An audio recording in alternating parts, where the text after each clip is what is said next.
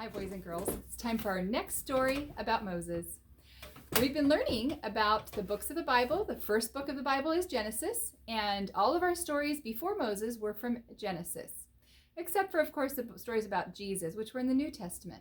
The second book of the Bible is called Exodus. What does Exodus mean? Well, it means exit. And at the beginning of our story in Exodus, remember the Israelites, or the Hebrews, is another word for them, the children of Israel, were living in Egypt, but they were slaves. And they were living a miserably, horrible, hard life. And God chose someone to help rescue them and help the Israelites to be exited from Egypt, to escape the slavery. And God chose Moses, a very special man. And remember our story yesterday, how God spoke to Moses from a bush, a burning bush that did not burn up. It was just on fire. And God told Moses he was going to be the one to go to Pharaoh and say, "Let my people go." And, Moses was not quite sure about that task. He wasn't sure he could be up to it. It had been 40 years since he'd been to Egypt. And now he is in Midian, and he's just a shepherd. But God told Moses that he would give him the strength, and he would give him the words to say. So Moses argued with him a little bit, and he said, "How is Pharaoh going to ever listen to me?" And Moses said, "What is that in your hand?" And Moses had a shepherd's stick in his hand. And he said, "Throw that stick on the ground." And he threw it on the ground, and it became a snake. And then he said, pick up the snake by its tail. And Moses bent down and picked it up by its tail, and it was a stick again, or a staff.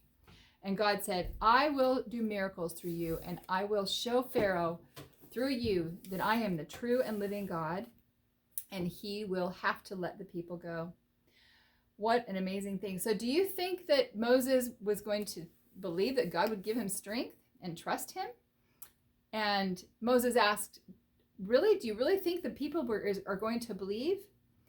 And then God said, "They will realize that the God of their ancestors, the God of Abraham, Isaac, and Jacob, has really talked to you because of these miracles." And you would think that maybe Moses was ready and would say, "Oh, sure, okay, I'm going to do that," but he wasn't quite convinced. And he was thinking, I'm not very good at speaking. How will I know what to say? But God said, "I'm going to do something else to prove that I talked to you."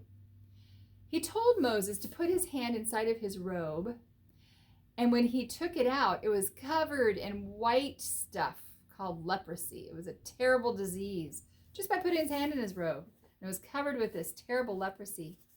And then when he put his hand back in his robe and he took it out, it was normal again.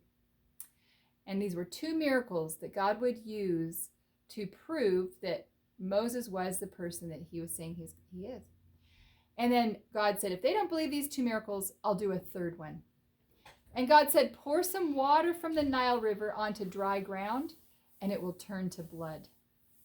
Well, do you think Moses was convinced after all of these three miracles? No. Moses still didn't think he was good enough. He said, "I'm not a good speaker. There's something wrong, and I never know what to say, and things don't come out right."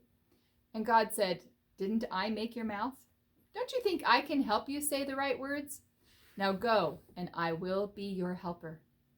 And Moses said, "Please send someone else." And you would think that maybe God would be angry with him for arguing with him. But maybe he was disappointed. Maybe he thought, why isn't he willing to do what I said? But no, God understood that Moses recognized that he was not very strong of it, and it made him nervous. And I know that there are things that we do that make us nervous, but we can ask God for strength. But God said, "All right, I'll tell you what. I will let you take your brother Aaron with you. You don't have to do it alone. Your brother Aaron can do the speaking. You go with him, and you and Aaron can go together. But you will tell Aaron what to say." So God was speaking directly to Moses, and then Aaron was going to be kind of the voice for Moses, because he would get real nervous, and then he wouldn't know what to say. Well, Moses finally agreed to go, and he went home and he talked it over with his family, and they all agreed too. So Moses went back to Egypt with his wife and sons. And when they got there, they first talked to some leaders and to the Hebrews about the plan. And the people were so excited that God was finally going to bring someone to help them out of their misery and was going to set them free. And finally, though, it was time to go talk to Pharaoh. And boy, I bet Moses was really nervous about this. Now remember, he was raised in Pharaoh's palace, but it had been 40 years since he had been there. And you don't just walk up to a Pharaoh and say, "Hi, Pharaoh, I want to talk to you." No, usually you have to have an appointment, of course, and not everybody can go talk to the Pharaoh. But of course, God worked it out, and Aaron and Moses went to talk to Pharaoh. Well, Pharaoh was not happy. He wasn't going to just let the people go like that. And Aaron and Moses showed the miracle of the snakes. They said Moses took his stick, and when he threw it down on the ground, the stick became a snake. And that didn't change his mind. That was not enough. And then he even did the miracle about the blood, the water turning to blood, and that did not change Pharaoh's mind. In fact, Pharaoh was so angry that the next day he told all the taskmasters to make the people work harder than ever. He said, "Don't give them any straw to make their bricks. They have to make as many bricks, but they have to go get the straw. And they have to work even harder. Whip them if they don't make what they're supposed to make." Well, by now, the Hebrew people were angry also. And he said, "You've only made things worse," they told Moses and Aaron. "And now the Egyptians are trying to kill us.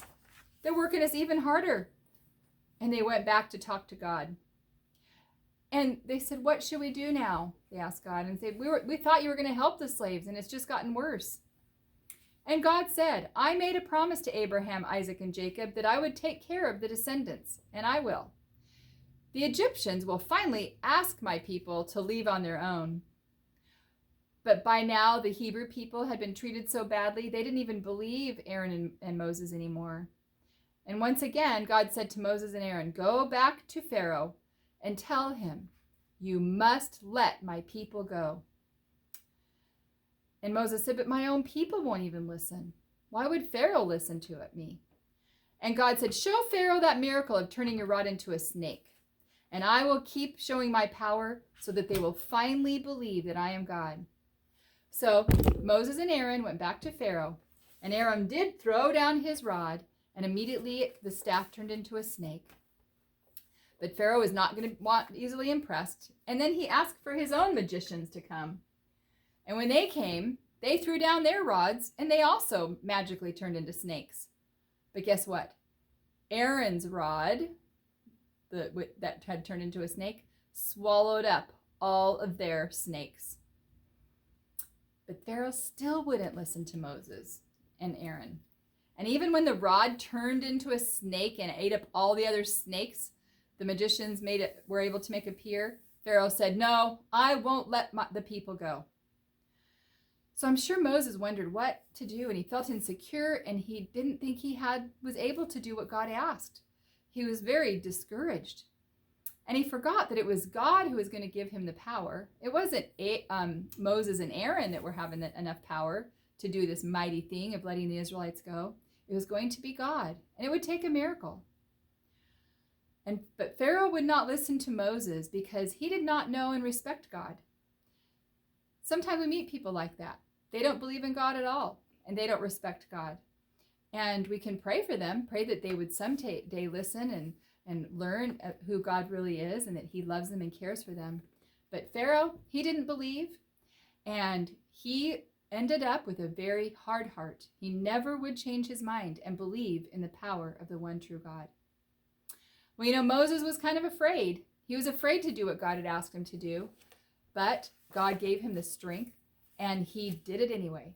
Even though he was afraid and he didn't think he could, he trusted God, and he went ahead and did it anyway. And God did miracles through Moses. And tomorrow, or next week actually, we are going to learn about some really amazing miracles that happen with the Egyptians in Egypt with Moses. And we'll find out about that next week.